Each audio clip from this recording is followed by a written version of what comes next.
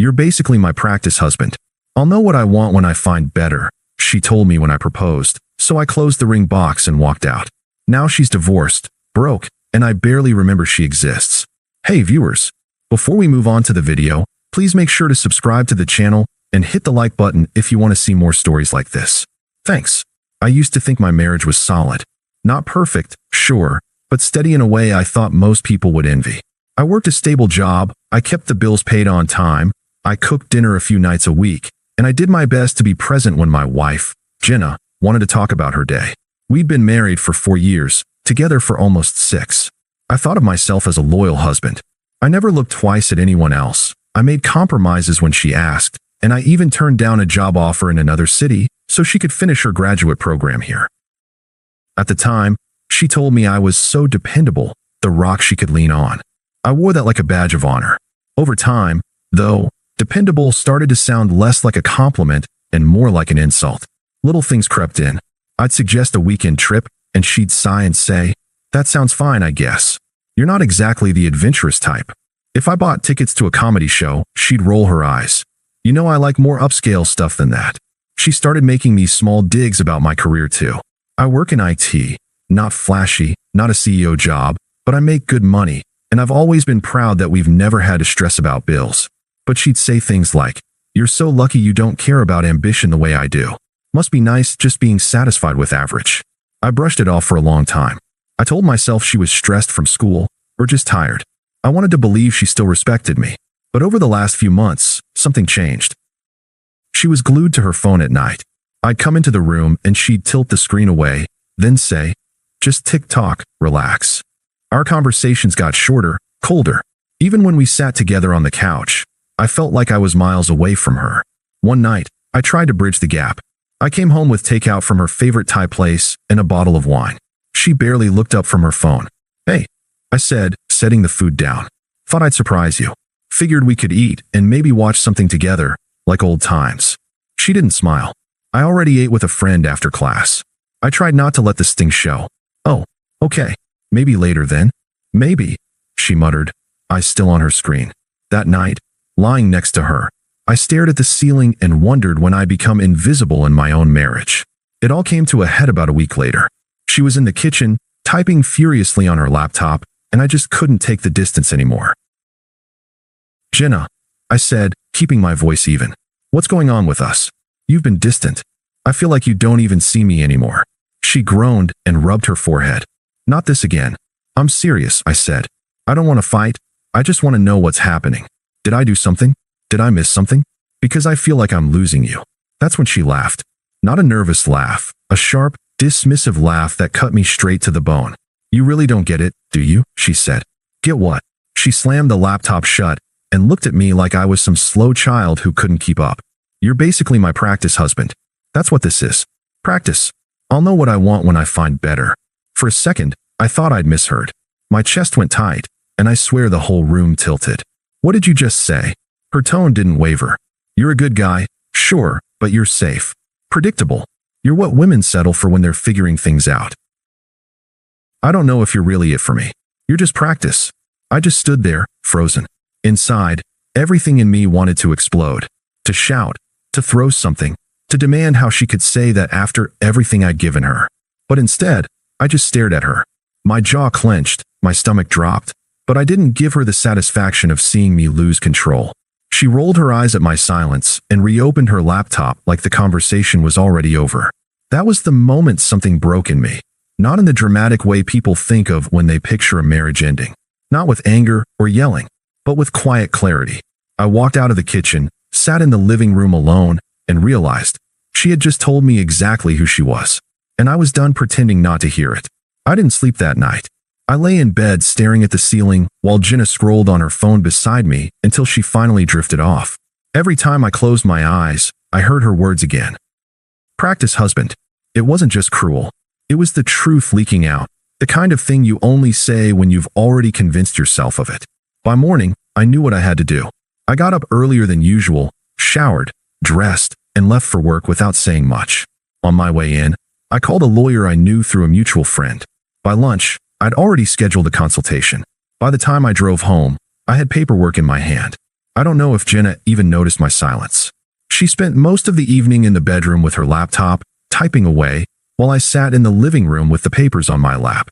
My chest was tight, but I felt a strange calm. The next morning, I put them in front of her on the kitchen counter. "What's this?" she asked, frowning down at the folder. "Divorce papers," I said. My voice was steady. Her head snapped up. "You're kidding." "No," I said. Her laugh was sharp, nervous. "You can't be serious." Over one argument. I looked her dead in the eye. "You didn't call me your practice husband by accident. You meant it." Her expression shifted, her bravado cracking for a moment. I was angry. People say things they don't mean. "No," I said. "People say things they wouldn't normally admit when they're angry. And you admitted everything." She crossed her arms, trying to regain control. "You're being dramatic. Every couple fights. You think throwing away a marriage over one slip-up is reasonable." I stayed quiet for a moment, watching her squirm. "Couples fight," I said finally. "But couples don't call each other disposable placeholders. You showed me exactly how little I mean to you.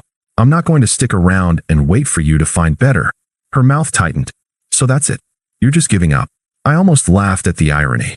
"No, Jenna. You gave up. I'm just listening." Her voice rose. "You're just doing this to punish me. You want me to beg, is that it? You think you're teaching me some lesson?" I shook my head. "I'm not interested in punishing you.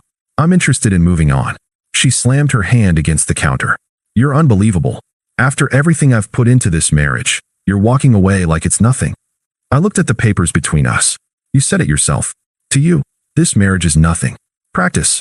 So let's stop pretending." For the first time since I'd known her, Jenna didn't have a quick comeback. She just stared at me, her mouth opening and closing.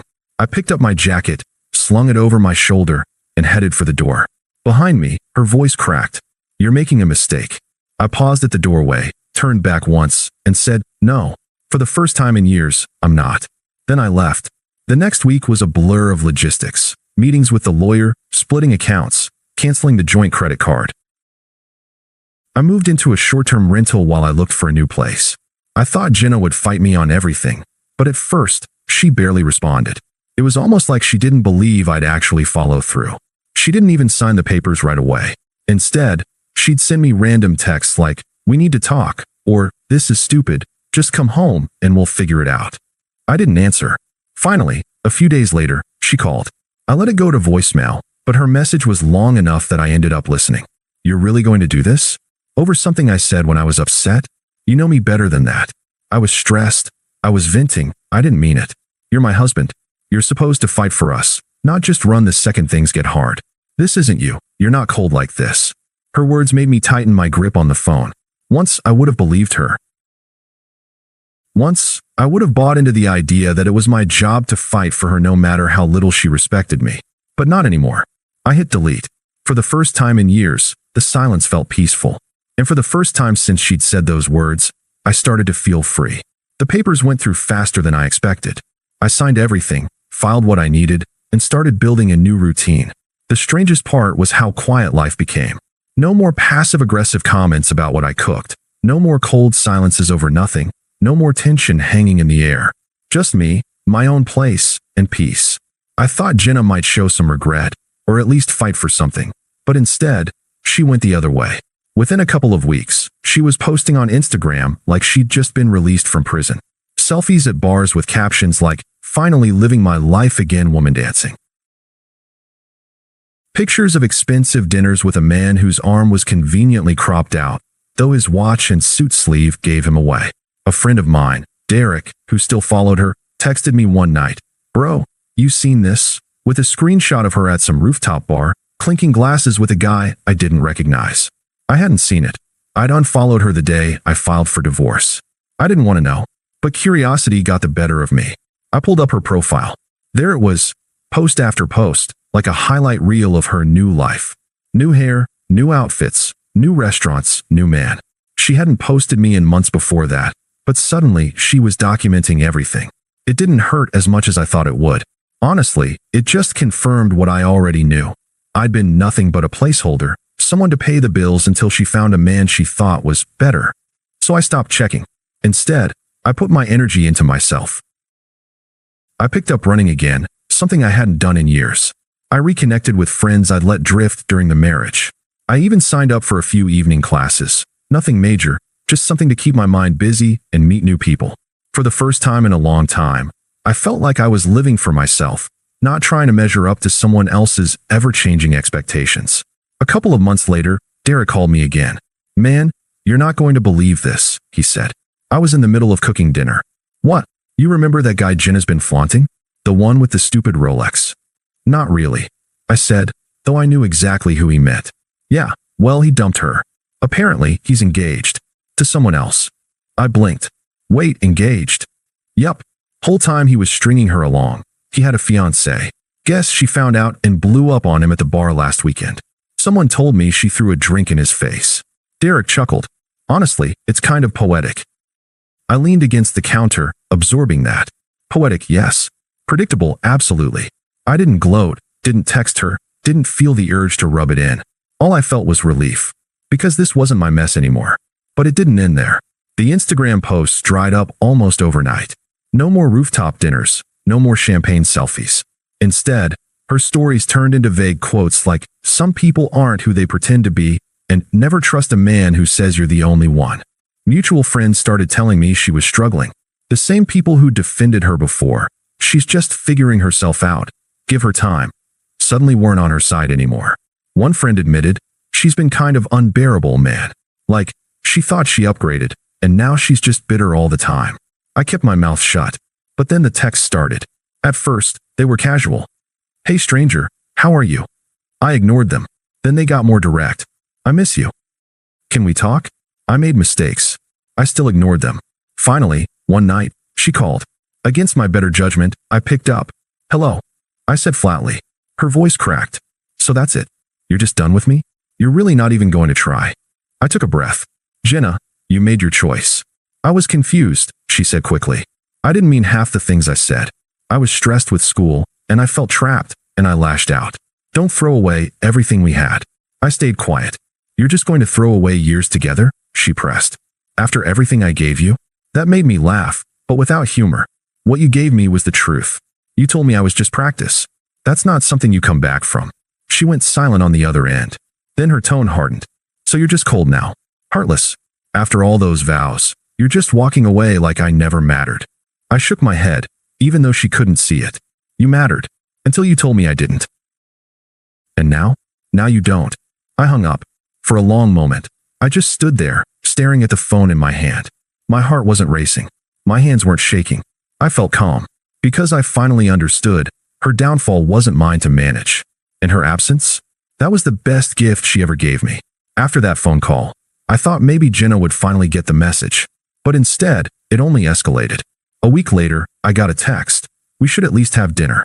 Closure, you know?" I didn't reply. 2 days after that, "I miss us. Don't you miss me?" "I know you do." Again, nothing.